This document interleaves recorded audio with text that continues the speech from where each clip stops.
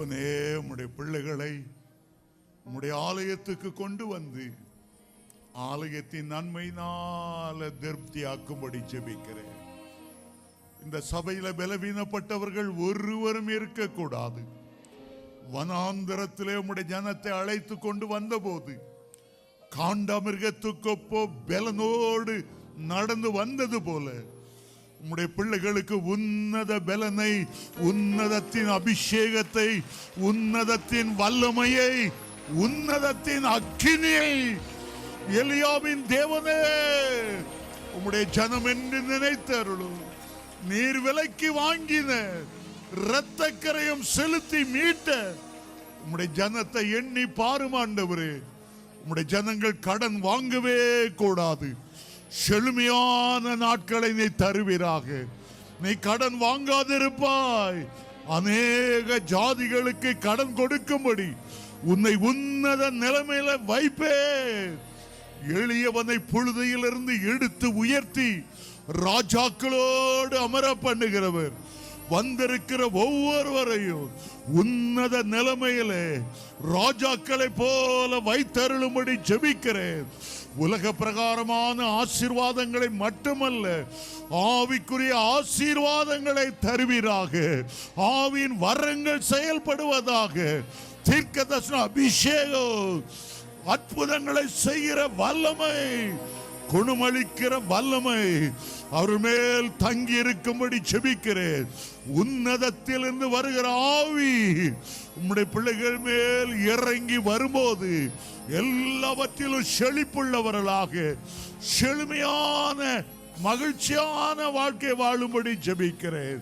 அவருடைய வீடுகளில் சமாதானமும் உள்ளத்திலே சந்தோஷமும் தந்தருளுவீராக. இயேசுவின் மூலம் ஜெபங்கேளும் பிதாவே.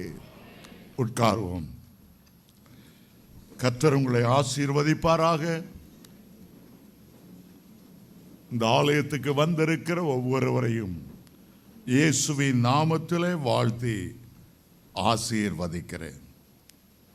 இன்றைக்கு கர்த்தருடைய வார்த்தைக்கு ஆதாரமாக வெளிப்படுத்தின விசேஷம் 3வது அதிகாரம் 21ஆம் வசனத்தை நான் வாசிக்க விரும்புகிறேன். வெளிப்படுத்தின விசேஷம் 3ஆம் அதிகாரம் 21ஆம் வசனம். நான் ஜெயங்கொண்டு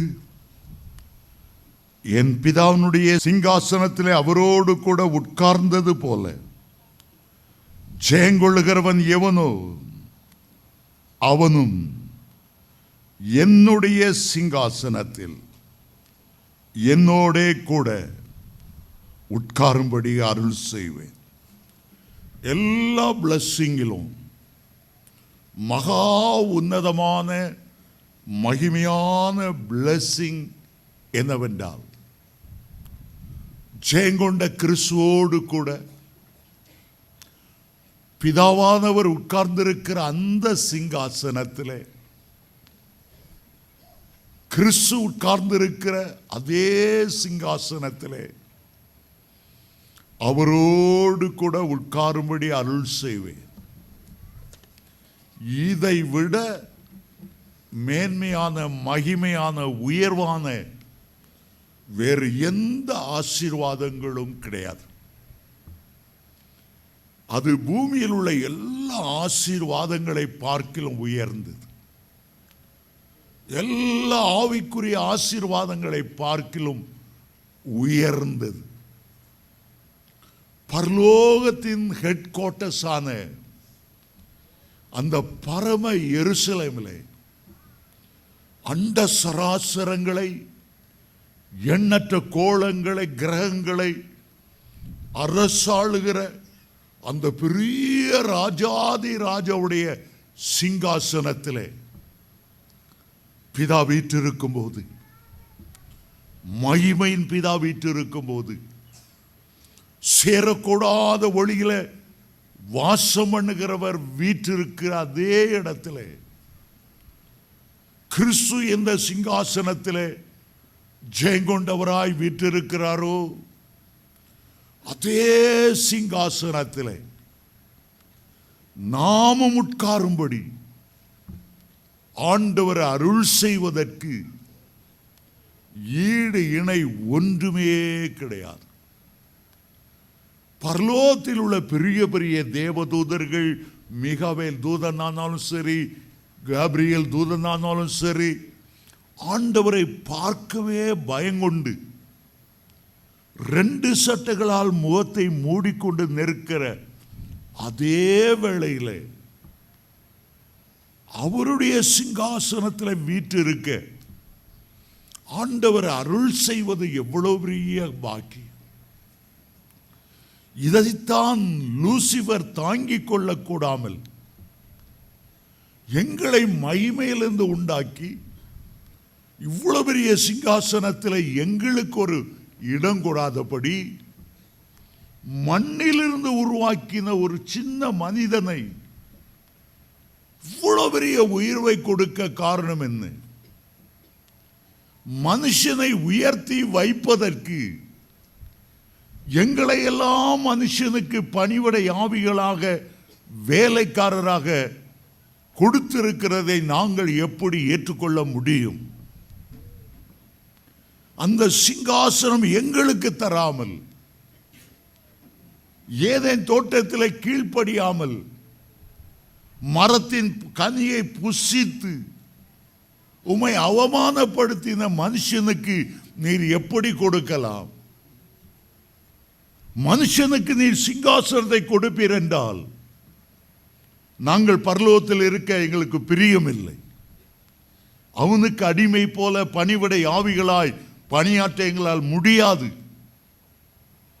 பெருமை கொண்டதினாலே அந்த கேருபீன் என்ற தேவதூதனை ஆண்டவர் கீழே தள்ளினார்.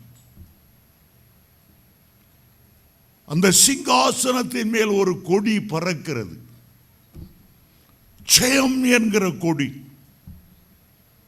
நான் ஜெயம் கொண்டு என்னுடைய பிதாவினுடைய சிங்காசனத்தில் வீற்றிருக்கிறது போல ஆண்டவர் சொல்லுகிறார், நான் உனக்கு ஜெயம் கொடுப்பேன், நான் உன்னை வெற்றி வீரனாய் மாற்றுவேன். நீ ஜெயம் கொண்ட ஒரு பரிசுத்தவானாய் ஒரு நாள் அந்த பரலோக சிங்காசனத்தில் விட்டு வீற்றிருப்பாய். நான் ஜெயங்கொண்டது பெரிய காரியம் அல்ல, உன்னை ஜெயங்கொண்டவனாய் நான் நிறுத்த போவதுதான் பெரிய காரியம். என்னுடைய கிருபை அதை செய்யும், என்னுடைய வல்லமை பராக்கிரமம் அதை செய்யும், என்னுடைய வைராக்கியம் அதை நிறைவேற்றும். நீ சிங்காசனத்தின் மேல் இருப்பாய். எபேசியர் 2:7 சொல்லுகிறது, கர்த்தர் நம்மை அபிஷேகம் பண்ணினார், கிறிஸ்துவோட கூட எழுப்பினார், உன்னதங்களிலே அவரோடு கூட வீற்றிருக்கும்படி செய்தார். கொலோசியர் 3:1 சொல்கிறது, நீங்கள் கிறிஸ்துவுடனே கூட எழுந்தது உண்டானால் கிறிஸ்துவி வலது பார்சத்தில் உள்ள அந்த மேலானவைகளை நாடுங்கள். உங்களுடைய கண்கள் அந்த இடத்துல பதிந்திருக்கட்டும்.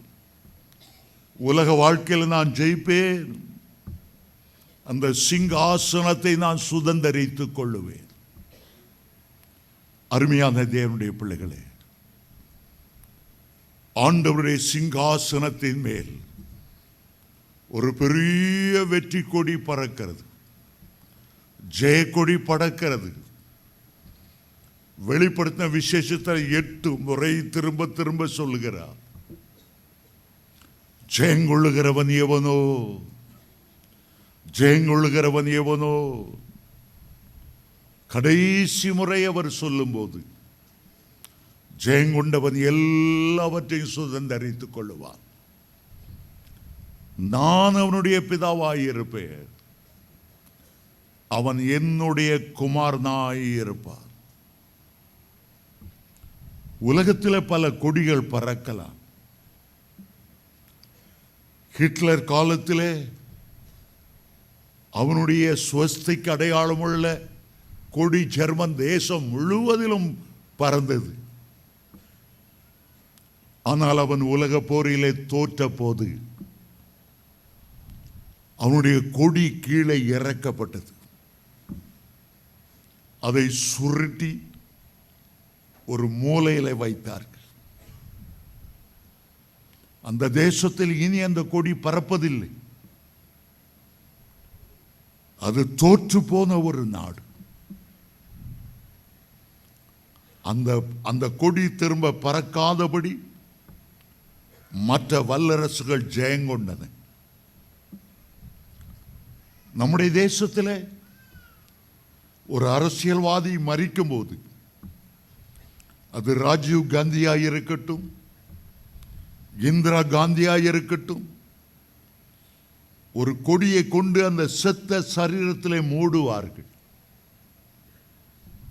அந்த நேரம் பறக்கிற கொடிகள் எல்லாம் இறக்கி பாதியிலே பறக்க விடப்படும். நாங்கள் துக்கம் அனுசரிக்கிறோம். நாங்கள் துக்கம் அனுசரிக்கிறோம். எங்களுடைய தலைவர் இறந்து போனார். இதுவரை நடத்தினவர் மரித்து போனார். ஆனால் நம்முடைய ஆண்டவருடைய கொடி ஒருபோதும் அரை கம்பத்தில் பறப்பதில்லை. அவர் உயிரோடு எழுந்தவர். என் மீட்பர் உயிரோடு இருக்கிறார். கடைசி நாளில் பூமியின் மேல் நிற்பார். அவரை நான் பார்ப்பேன். அந்நிய கண்கள் அல்ல, என்னுடைய கண்களே அவரை காணும்.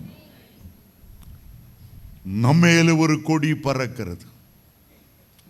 அமலேக்கியனை இஸ்ரவேலர் முறியடித்த போது மோசே ஒரு கொடியை ஏற்றி, யெகோவா நிசி, கர்த்தரினுடைய ஜெய கொடியானவர், கர்த்தரினை வெற்றி சிறக்க பண்ணுகிறவர், இன்றைக்கு என்னுடைய வாழ்க்கை தோல்வியை போல தோன்றினாலும் நான் ஜெயங்கொள்ளுவேன். கர்த்தருக்காக ஜெயங்கொள்ளுவேன். யெகோவா நேசி. உங்கள் மேலே கர்த்தர் ஒரு கொடியை வைத்திருக்கிறார். நீங்கள் அதை பார்க்க முடியாமல் இருந்தாலும் பாதாள உலகத்தில் உள்ள அத்தனை பிசாசுகளும் கர்த்தருடைய நாமம் உங்களுக்கு நெற்றியிலே தரிப்பிக்கப்பட்டு இருக்கிறதையும், உங்கள் மேல் ஒரு வெற்றி கொடி, கல்வாரி கொடி, இயேசுவின் இரத்தத்தால் ஆன ஒரு கொடி பறக்கிறதையும் சாத்தானும் அவனுடைய சேனைகளும் அறிந்து கொள்வார்கள். நீங்கள் தோல்விக்காக அழைக்கப்பட்டவர்கள் அல்ல. கர்த்தர் உங்களுடைய தோல்வியை ஜெயமாய் மாற பண்ணுவார். உங்களுடைய துக்கத்தை சந்தோஷமாய் மாற பண்ணுவார். உங்கள் மேல் ஒரு கொடி பறக்கிறது. ஹல்லேலூயா. உன்னத பாட்டு 2:4 சொல்லுகிறது, என்னை விருந்து சாலைக்கு அழைத்து கொண்டு போனார். என் மேல் பறந்த அவருடைய கொடி நேசமே. என்னை ஆண்டவர் ஒரு விருந்து சாலைக்கு அழைத்து கொண்டு போனார். அந்த விருந்து கல்வாரி மேட்டில் இருக்கிறது. அந்த விருந்தில் அவர் எனக்கு எதை கொடுத்தார்? அவருடைய சரீரத்தையே பெற்கும்படி கொடுத்தார். அவருடைய மாம்சத்தை அப்பமாய் மாற்றினார். அவருடைய இரத்தத்தை திராட்சை ரசமாய் மாற்றினார். என் மேல் அந்த கல்வாரி கொடி பறக்கும் போது ஒன்றை மட்டும் நான் நினைக்கிறேன், ஆண்டவரே, உம்முடைய நேசம்தான் என்னை தூக்கி சுமந்து வந்தது. உம்முடைய நேசம்தான் இதுவரை என்னை பாதுகாத்தது. என்னுடைய பராக்கிரம் அல்ல, பலம் அல்ல, உம்முடைய கிருபைதான் என்னை தாங்கினது. என்னுடைய எல்லா உயர்வுக்கும் மேன்மைக்கும் உம்முடைய கிருபைதான் காரணம், உம்முடைய அன்புதான் காரணம். என் மேல் பறக்கிற அவருடைய கொடி நேசமே. அருமையான தேவனுடைய பிள்ளைகளே, 1972ஆம் ஆண்டு பெரிய ஒலிம்பிக் விளையாட்டு நடந்து கொண்டு இருந்தது. அதிலே பிரிட்டிஷை சேர்ந்த ஒரு கருப்பர் ஆப்பிரிக்கா தேசத்தை பூர்வீகமாய் கொண்டவர். அந்த ஓட்டத்திலே, ஒலிம்பிக் ஓட்டத்திலே பங்கு பெற்றார். அவர்தான் முதலாவது வருவார் என்று உலகமே எதிர்பார்த்தது. எல்லாரையும் முந்திக் கொண்டு மகா வேகமாய் ஓடி வந்தார். இன்னொரு 100 மீட்டர் கடந்தால் அவர் வெற்றி பெற்று விடுவார். திடீரென்று அவருடைய காலை ஒரு சுளுக்கு பிடித்து வலி தாங்க முடியாமல் தொப்பென்று கீழே விழுந்து விட்டார். எழுந்திருக்க அவர் அவ்வளவு கஷ்டப்பட்டார். அதற்குள் அவருக்கு பின்னால ஓடி வந்தவர்கள் ஓடினார்கள். இவர் எழுந்து நின்றவர் நடக்க முடியாமல் தடுமாறும் போது அவ்வளவு பேர் பார்த்து கொண்டிருக்கிற அந்த வேளையில ஒரு அபூர்வமான காட்சி. ஸ்டேடியத்திலே கோடி லட்சக்கணக்கான மக்கள் மத்தியில உட்கார்ந்து கொண்டிருந்த அவருடைய தகப்பனால் மேலே உட்கார முடியவில்லை. மட மட மட என்று கீழே ஓடி வந்தார். எவ்வளவு தடுத்தாலும் அதை விலக்கி விட்டு தன்னுடைய மகனை தூக்கி எடுத்தார். அவனுடைய கையை பிடித்து தன்னுடைய தோளில் வைத்து கொண்டு அவனையும் அப்படியே தூக்கி 2 பேருமாய் நடக்க ஆரம்பித்தார். நீ தோல்வியாய் முடியக்கூடாது மகனே, நடந்தாகிலும் கடைசி எல்லையை எட்டி விடுவோம். 2 பேரும் நடந்து வருகிற காட்சி.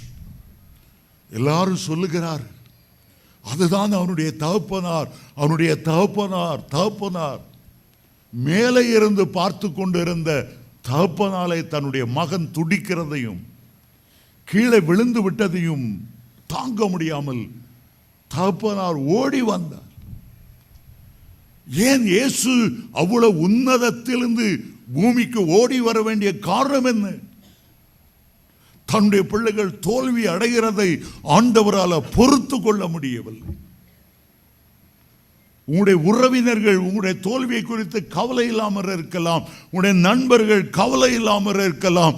ஆனால் இயேசு கிறிஸ்து நீங்கள் தோல்வி அடைவதை தாங்கிக் கொள்ள முடிவதே இல்லை. அவர் தீவிரமாய் இறங்கி வருகிறவர், தீவிரமாய் இறங்கி வருகிறவர். இந்த அதிகாலை தூங்கும் போது ஆண்டவர் அதைத்தான் சொன்னார். நான் அவருடைய பரம பிதா என்பதை அவர்கள் மறந்து விட்டார்கள். தோல்வியிலே என்னை நோக்கி கூப்பிட தவற விட்டு விட்டார்கள். நான் எப்படி என் பிள்ளைகளுடைய தோல்வியை நான் தாங்குவேன், சகிப்பேன்?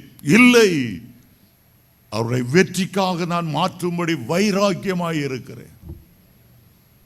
இந்த காலை வேளையில் ஆண்டவர் அதை பேசும்போது உண்மையிலே எனக்குள்ளே ஒரு புது பலன் வந்தது என்றுதான் அர்த்தம். அவர்தான் சொல்லுகிறார், நான் ஜெயங்கொண்டு என்னுடைய பிதாவின் சிங்காசனத்தில் வீற்றிருக்கிறது போல ஜெயங்கொள்ளுகிறவனே ஓனோ, ஜெயங்கொள்ளுகிறவனே ஓனோ. தேவனுடைய பிள்ளையே, ஒன்றை எண்ணிக்கொள், உன்னுடைய கண்கள் அந்த பரலோக சிங்காசனத்தில் அமர்ந்திருக்குமானால் உன்னுடைய எல்லா தோல்வியை மாற்றி இன்றைக்கு ஜெயத்தை தருவதற்கு இயேசு கிறிஸ்து நம்முடைய மத்தியில் உலாவி கொண்டிருக்கிறார். அவருடைய கண்கள் உங்களை கூர்ந்து கவனித்துக் கொண்டிருக்கிறது. எந்த இடத்திலே நீங்கள் வீழ்ந்தீர்களோ அதே இடத்திலே உங்களை உயர்த்தி உங்களுடைய தலையை எண்ணெயால் அபிஷேகம் பண்ணுவார். அவர் ஜீவனுள்ள தேவன், உங்கள் மேல் வைராக்கியம் உள்ள தேவன். அவர் உங்களுடைய பரம பிதா. சாதாரண உலக ஓட்டத்திலே முதல் 2 பரிசு 3 பரிசு கொடுப்பார்கள். ஆனால் ஆவிக்குரிய ஓட்ட பந்தயம் வித்தியாசமானது. அதிலே 1-2 பேருக்கு பரிசு மட்டுமே பரிசு என்று அல்ல. ஆவிக்குரிய பந்தயத்திலே யார் யார் ஓட்டத்தை முடிக்கிறார்களோ அத்தனை பேர்களும் அவருடைய கரத்திலிருந்து ஜீவ கிரீடத்தை பெறுவார்கள். அப்போஸ்தலனாகிய பவுல் சொல்லுகிறார், என் வாழ்க்கையில் எவ்வளவோ போராட்டங்கள் வந்தது, பிரச்சனைகள் வந்தது, சிறைச்சேதம் வந்தது. ஆனாலும் என்னுடைய ஓட்டத்தை நான் வெற்றியோடு முடித்தேன். என்னுடைய விசுவாசத்தை காத்துக்கொண்டேன். பரலோகத்தை பார்த்து சொல்லுகிறார், இது முதல் நீதியின் கிரீடம் எனக்காக வைக்கப்பட்டிருக்கிறது. எனக்காக மாத்திரமல்ல, யார் யார் இயேசு கிறிஸ்துவுடைய பிரசன்னத்தை ஆவலோடு எதிர்பார்த்து கொண்டிருக்கிறாரோ அத்தனை பேர்களுக்கும் அந்த நீதியின் கிரீடத்தை கொடுப்பதற்கு ஆண்டவர் வல்லமையுள்ளவராகவே இருக்கிறார். ஆமென், ஹல்லேலூயா. அந்த சிங்காசனத்தை பாருங்கள். அதுல 2 பிதாக்கள் உட்கார்ந்து இருக்கிறார். நித்திய பிதா ஒருவர், என்றென்றைக்கும் வாழுகிறவர் உண்டு. பரமண்டலங்களில் இருக்கிற எங்களுடைய பிதாவே என்று அழைக்கிறோமே, அக்கினிமயமான சிங்காசனத்தில் வீற்றிருக்கிறவர் என்று தானியேல் 7:9 வாசிக்கிறோமே. அவருடைய சிங்காசனம் முழுவதும் அதனுடைய சக்கரங்களும் அக்கினி மயமாயிருந்தது என்று எசேக்கியேல் 1:28 வாசிக்கிறோமே. அந்த பிதாவானவர் உட்கார்ந்திருக்கிறார். இயேசுவானவர் எப்படிப்பட்டவர்? அவரும் கூட ஒரு பிதா. ஒரு ஊழியக்காரர் சொன்னார், அவர் பிதா அல்ல, அவர் நம்முடைய சகோதரன் தான், சிநேகிதன் தான், அதே நேரத்தில் மனவாட்டி தான். அவரும் நம்முடைய பிதாவாயிருக்கிறார். ஏசாயா 9:6 சொல்லுகிறார், அவர் அதிசயமானவர், ஆலோசனை கர்த்தர், வல்லமையுள்ள தேவன் மட்டுமல்ல, நித்திய பிதா. ஒரு தகப்பனை போல உள்ளங்கொண்டவர், தகப்பன் ஏங்குறது போல ஏங்குகிறவர். ஒரு தகப்பனுடைய இருதயம் எப்படி இருக்கும் என்று யோசித்து பாருங்கள். திருப்பத்தூர் ஊழியத்தை முடித்துவிட்டு நான் என்னுடைய மனைவியும் காரில் வேகமாய் திரும்பி கொண்டிருந்தோம். என்னுடைய மகன் ஆஸ்மானை பார்த்து சொன்னேன், இருட்டுக்குள்ள மெட்ராஸை பிடிச்சிடணும். மகா வேகமாய் வந்து கொண்டிருந்தான் பையன். ஒரு 5 நிமிடத்திற்கு முன்பாக ஆண்டவர் என்னுடைய உள்ளத்தில் பேசினார், பெல்ட்டை போடு. காரில் உள்ள பெல்ட்டை போட்டேன். சரியான வேகம் போய்கொண்டு இருக்கிறான். திடீரென்று ரோட்டுக்கு கல்லடிக்கிற ஒரு லாரி, ஒரு நம்பர் பிளேட் கிடையாது, அவன் ஓனரும் கிடையாது, அவன் டிரைவரும் கிடையாது, ஏதோ ஒரு கிளீனர் திடீரென்று ரோட்டின் குறுக்க வந்தான். எங்களுடைய கார் அடித்தது மகாவேகமாக. நான் என்னதான் பெல்ட் போட்டிருந்தாலும் நெஞ்சு போய் அந்த டேஷ்போர்டில் அடித்தது. அடித்த வேகத்தில் நுரையீரல் சுருங்கினதோ என்ன தெரியவில்லை, மூச்சு முட்ட ஆரம்பித்தது. மூச்சுக்காக ஏங்கினேன். மகன் ஆஸ்மானை பார்த்தேன், அவனுடைய தொடை எலும்பு அந்த பந்து மூட்டிலிருந்து வெளியே வந்து விட்டது. கண்ணாடி உடைந்து சிதறினால இரத்தத்துக்குள் நின்று கொண்டிருந்தான். கார் நொறுங்கி போனது. என் சீட்டுக்கு பின்னால என் மனைவிக்கு பலத்த அடி. அவன் நடுக்கத்துடனே என் கையை பிடித்து, டேடி காப்பாற்றுங்கள், ஏதாகிலும் செய்யுங்க.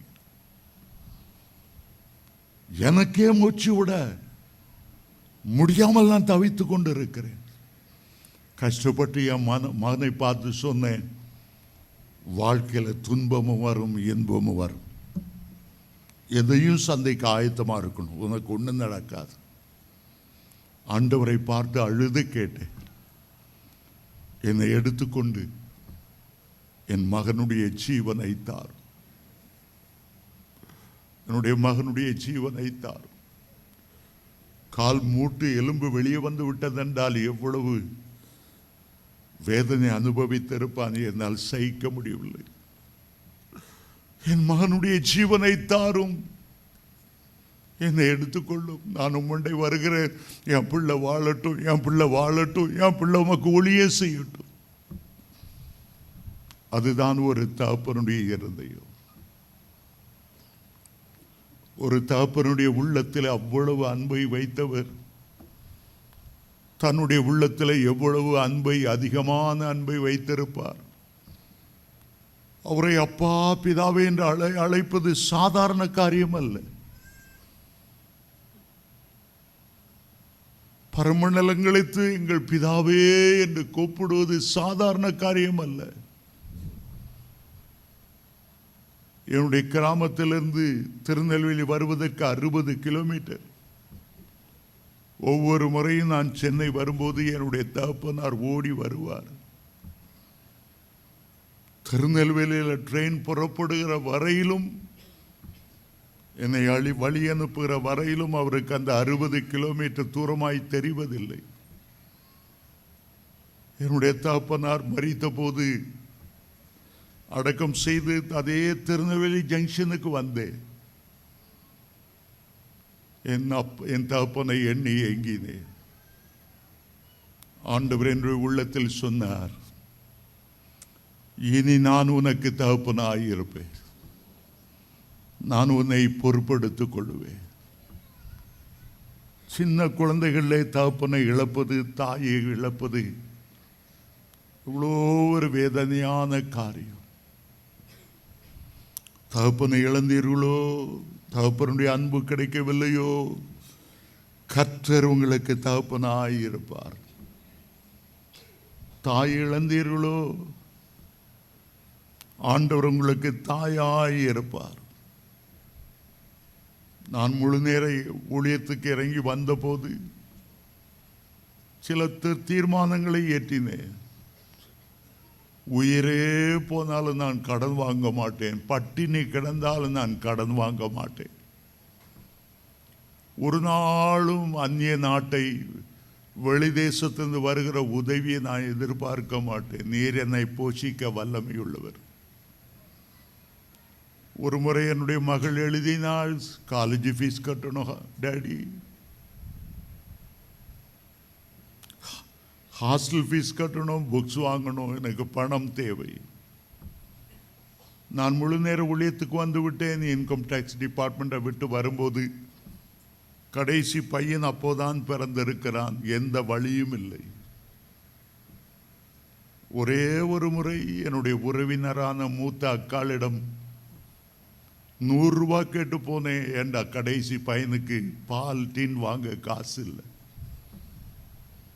அந்த மூத்த அக்கா என்ன சொன்னார்கள் தெரியுமா? நீ தான் வேலை விட்டுட்டு இருக்கிய, நீ எப்படி திருப்பி தருவா? உன்னுடைய ஊழியத்தை நான் அங்கீகரிப்பதில்லை.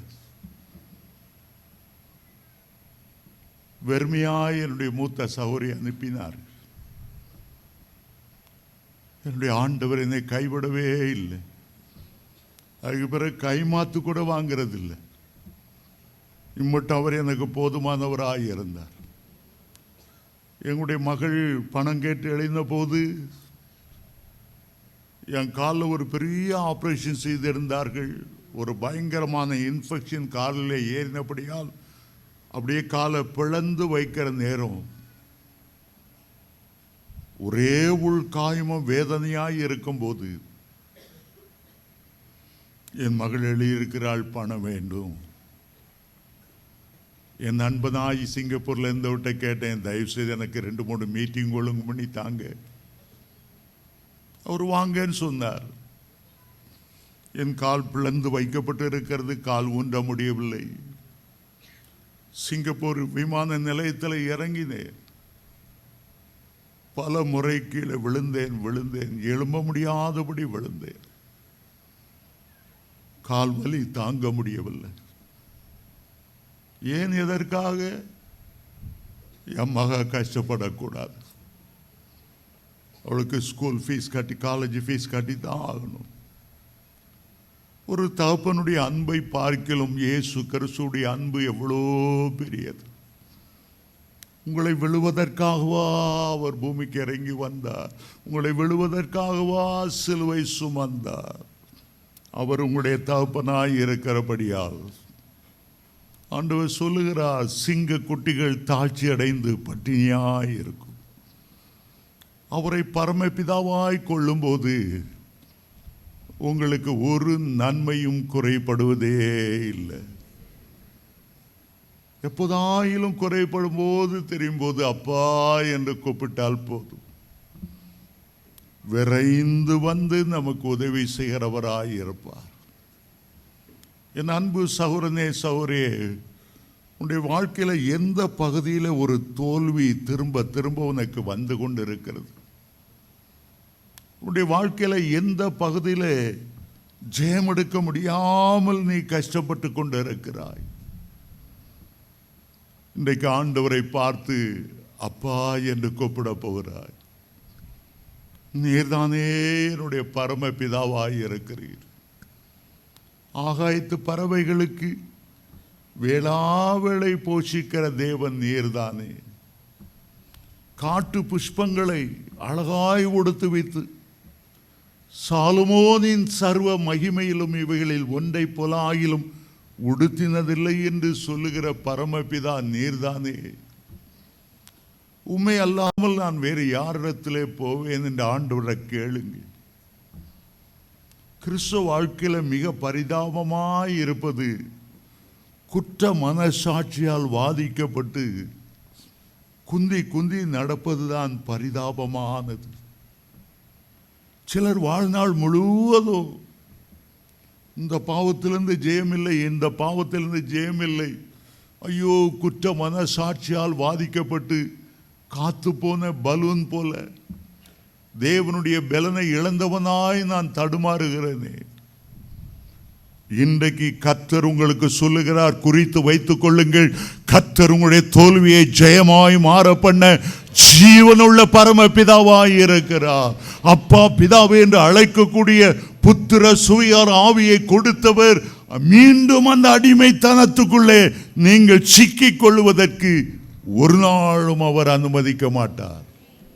அவர் ஜெயமெடுத்தவர் மட்டுமல்ல, ஜெயத்தை வாக்கு பண்ணி இருக்கிறவர். பிதாவின் வலது பார்சத்திலே நான் ஜெயங்கொண்டவனாய் விளங்கினது போல இயேசு ஒருபோதும் தோல்வி அடைந்தவர் அல்ல. அவர் இஸ்ரவேலின் ஜெய கம்பீரமானவர். இஸ்ரவேலின் சேனைகளுக்கு முன்பாக ஒரு ஜெய ஸ்தம்பமாக, ஒரு ஜெய நிசியாக கடந்து போனவர். அவர் இந்த பூமியில வாழ்ந்த போது பாவத்தை ஜெயித்து சொன்னார், என்னிலே பாவம் உண்டென்று உங்களில் யார் குற்றப்படுத்தக்கூடும்? ஒருவராலும் அவரை குற்றப்படுத்த முடியவில்லை. பிரமாணங்களை ஜெயித்தார். அடிமைப்படுத்தின சாபங்களை கொண்டு வந்த நியாய பிரமாணத்தை அவர் தகர்த்து தம்முடைய சிலுவையின் இரத்தத்தால் அவர் தகர்த்தார் என்று வேதம் சொல்லுகிறது. அக்கிரமங்களை தகர்த்தார், சாபங்களை தகர்த்தார், எல்லாவற்றிலும் அவர் ஜெயங்கொண்டவனாய் விளங்கினார். எங்கேயாவது அவர் பலவீனப்பட்டு படுத்திருந்தார், ஊழியத்துக்கு போக முடியாம போனது சொல்ல முடியுமா? ஒரு நாளும் அவர் பலவீனப்பட்டதில்லை. 40 நாட்கள் வனாந்தரத்தில் இரவும் பகலும் உபவாசித்தாராம். பனி பெய்தது, மூக்கு ஒழுகிறது, கோல்டு பிடித்து கொண்டது. என் ஊழியத்துக்கு தடை. இயேசு ஒருபோதும் அப்படி சொன்னதில்லை. இயற்கை ஜெயித்தார். கடல் தண்ணீரிலே கால் வைத்தால் கீழே இழுக்கும். இயேசு அதையும் ஜெயித்தார். கடலையும் காற்றையும் தன்னுடைய பாதங்களுக்கு கீழ்ப்படுத்தினார். அலைகள் மேல் நடந்து வந்தார். எந்த அலையை கண்டு பேதுரு பயந்தாரோ, எந்த அலையை கண்டு தண்ணீருக்குள்ளே மூழ்கினாரோ, அந்த அலைகள் அவரை ஒன்றும் செய்ய முடியவில்லை. அவரை ஒன்றும் செய்ய முடியவில்லை. வாழ்நாள் முழுவதும் ஜெயங்கொண்டவராகவே நடந்தார். சிலுவையை நோக்கி போகும்போது கூட கோளை சத்தம் போடவில்லை. கையில் ஆணிகள் கடம்போது ஐயோ குய்யோ என்று கூப்பாடு போடவில்லை. ஒரு ஜெயம் பெற்றவராய், கம்பீரமானவராய் சிலுவை நோக்கி பார்த்தார். ஏன்? நீங்கள் ஜெயங்கொண்டவர்களாய் விளங்க வேண்டும் என்பதற்கு, உங்களுக்கு ஜெயம் கொடுக்கும்படியாக. அப்போஸ்தலனாகிய பவுல் சொல்லுகிறார், கிறிஸ்துவினாலே நமக்கு ஜெயம் கொடுக்கிற தேவனுக்கு ஸ்தோத்திரம். எப்போதும் எங்களை வெற்றி சிறக்க பண்ணி அவரை அறிகிற அறிவின் வாசனை வீச செய்கிற தேவனுக்கு ஸ்தோத்திரம். ஒவ்வொரு முறையும் ஆண்டவர் என்னை தோல்விக்கு அல்ல, ஜெயத்துக்கு அழைத்திருக்கிறார். என்னை ஜெயம் கொடுக்கும்படியாக பழைய ஏற்பாட்டில் உள்ள பரிசுத்தவான்களை வாசித்து பாருங்கள். யோசேப்பு எல்லாவற்றிலும் ஜெயங்கொண்டவராய் நின்றார். சின்ன வயதிலே நீ ஜெயங்கொள்ள பிறந்தவன் என்பதை ஆண்டவர் சொப்பனத்தின் மூலமாய் தரிசனத்தின் மூலமாய் பேசி சொன்னார். உன்னுடைய கதிர்கட்டை சுற்றிலும் மற்ற 11 கதிர்கட்டுகள் உன்னுடைய சகோதர கொண்டு வந்த கதிர்கட்டுகள்லாம் வணங்கி நிற்கும்படி உன்னை நான் உயர்த்துவேன், உன்னை நான் ஜெயங்கொண்டவனாய் வைப்பேன்.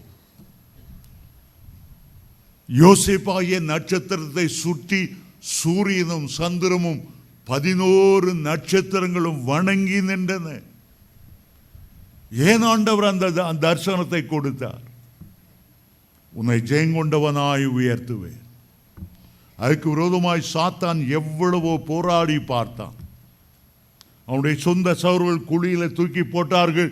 எவ்வளவுக்கு அவ்வளவு அவன் கீழே போடப்பட்டானோ அவ்வளவுக்கு அவ்வளவு அவன் உயர்த்தப்பட்டான்.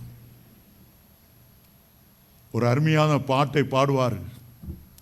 கிறிஸ்தவனை டிஸ்டர்ப் பண்ணாத, அவன் கொட்ட கொட்ட உயர்வா. எவ்வளவுக்கு எவ்வளவு உன்னை தாழ்த்தணும்னு உன்னுடைய சகோதரர்கள் நினைத்தாலோ உன்னை தாழ்த்தவே முடியாது. ஒரு பெரிய காத்தடிக்கிற பலூனை தண்ணிக்குள்ள முக்கி வைக்க முடியுமா? மறுபடியும் மேலே குதிச்சு எழும்பி வரும். இன்றைக்குள்ள வீழ்கை குறித்து கவலைப்படாது. நீதிமான் 7 முறை விழுந்தாலும் அவனை தூக்கி எடுக்கிறவர், மறுபடியும் நிலைநிறுத்துகிறவர் உண்மையுள்ளவர்.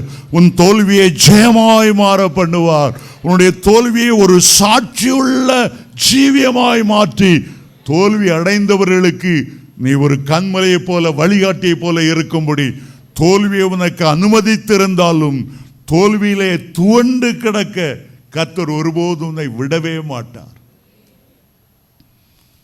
மற்றவர்கள் பார்வையில் யோசேப்பினுடைய வாழ்க்கை ஒரு தோல்வியை போல இருந்திருக்கு.